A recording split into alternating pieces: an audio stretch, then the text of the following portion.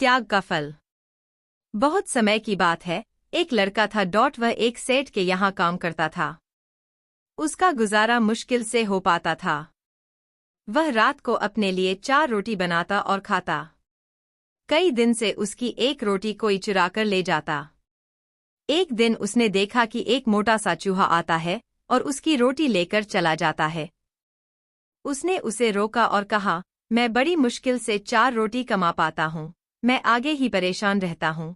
मेरी गरीबी कब दूर होगी और ऊपर से तुम मेरा एक रोटी चुराकर ले जाते हो। चूहा बोला, मैं तो अपनी किस्मत की खाता हूँ, और रही बात तुम्हारी परेशानी की तो उसका हल महात्मा गौतम बुद्ध ही कर सकते हैं। परंतु वह बहुत दूर रहते हैं। लड़का बोला, अगर वह मेरी मुश्किल हल कर सकते हैं तो मैं दूर जाने के लिए भी तैयार हूँ। अपनी समस्या का समाधान पाने के लिए वह सेठ से कुछ दिनों की छुट्टी लेता है और महात्मा गौतम बुद्ध से मिलने के लिए निकल पड़ता है। चलते चलते रात हो जाती है। उसे रात रहने के लिए एक जगह चाहिए थी। उसने पास में ही एक हवेली देखी और हवेली का दरवाजा खटखटाया। हवेली से एक महिला बाहर आती है। वह लड़का उसको बताता है, मुझे महात्मा गौतम बुद्ध से मिलने जाना है। मैं बहुत दूर से आया हूँ और आगे का रास्ता बहुत लंबा है। क्या मैं यहाँ एक रात के लिए रुक सकता हूँ? हवेली की मालकिन बोली, हाँ, तुम रुक सकते हो, लेकिन मेरी एक शर्त है। तुम्हें महात्मा गौतम बुद्ध से मेरा एक सवाल पूछना होगा। मेरी बेटी 20 साल की हो गई है, पर वह बोलती नहीं है। उनसे पूछना कि वह कब बोलने लगेगी। लड़का बोला, ठीक है, मैं महात्मा गौतम बुद्ध से आपके प्रश्न का उत्तर पूछ दूंगा। एक रात वहां रहकर लड़का अगले दिन अपने सफर पर चल पड़ता है। आगे एक पर्वत और कठिन रास्ता था। वहां एक जादूगर तपस्या कर रहा था। वह लड़का उससे महात्मा गौतम बुद्ध तक जाने का आसान रास्ता पूछता है। जादूगर कहता है कि मैं तुम्हें अपनी जादू की छड़ी से आगे नदी तक पहुंचा दूंगा, पर तुम्हें मेरा एक प्रश्न महात्मा गौतम बुद्ध से पूछना होगा। मैं 1000 साल से तपस्या कर रहा हूँ। मैं स्वर्ग कब जाऊंगा? लड़का उसकी बात मान लेता है और जादूगर उसे नदी तक पहुंचा देता है। नदी को पार करते ही महात्मा गौतम बुद्ध का आश्रम था। वहां एक बड़ा सा कछुआ था। उस लड़के ने कछुआ से कहा, मुझे महात्मा गौतम बुद्ध के आश्रम तक जाना है, मुझे अपनी पीठ पर नदी पार करवा दो। कछुआ बोला, नदी तो मैं पार करवा दूंगा, परंतु तुम्हें महात्मा गौतम बुद्ध से मेरा एक प्रश्न पूछना होगा।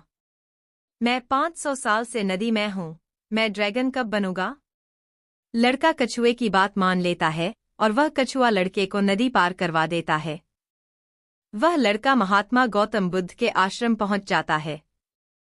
जब वह महात्मा गौतम बुद्ध से मिलता है तो कहता है कि मुझे आपसे अपने प्रश्नों के जवाब चाहिए। महात्मा गौतम बुद्ध कहते हैं, ठीक है, लेकिन मैं केवल तुम्हारे 3 सवालों का ही जवाब दूंगा। महात्मा गौतम बुद्ध देखना चाहते थे कि वह किसके प्रश्न का त्याग करता है। उधर लड़के के मन में धर्म संकट चल रहा था कि मैं किसके सवाल का त्याग करूं। कछुआ 500 सालों से इंतजार कर रहा है, जादूगर 1000 सालों से, गूंगी लड़की 20 सालों से, और मैं भी आर्थिक परेशानी का हल ढूंढने के लिए बहुत कठिनता से यहाँ तक पहुँचा हूँ।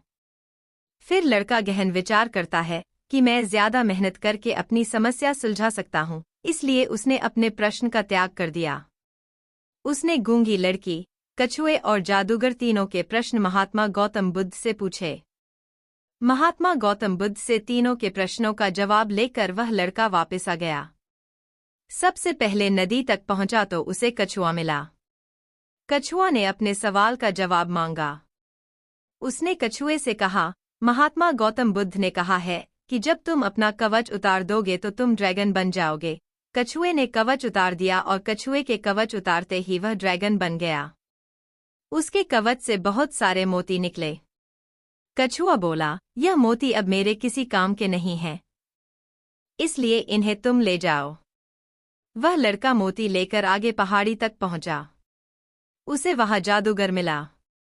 जादूगर ने अपने सवाल का जवाब मांगा।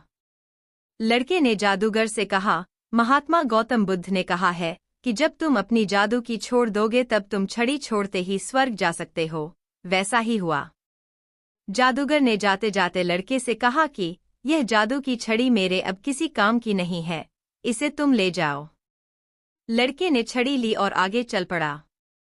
चलते चलते वह हवेली तक पहुंचा। हवेली की मालकिन ने अपने सवाल का जवाब मांगा। लड़का बोला कि आप अपनी बेटी की शादी करवा दीजिए, वह शादी करते ही बोलने लगेगी। हवेली की मालकिन बोली कि तुम महात्मा गौतम बुद्ध से उत्तर लाए हो, इसलिए तुम ही मेरी बेटी से शादी कर लो।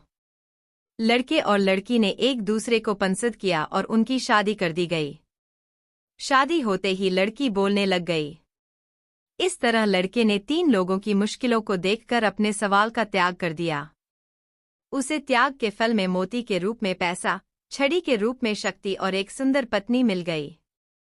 यह कहानी हमें बताती है कि किसी की मदद के लिए ज्यादा साधनों की जरूरत नहीं होती और त्याग का फल हमेशा मिलता ही है। दूसरों की हमेशा मदद करनी चाहिए। अगर आप किसी की मदद करेंगे तो भगवान आपकी मदद जरूर करेंगे। जरूरी नहीं है कि मदद पैसों से ही की जाए।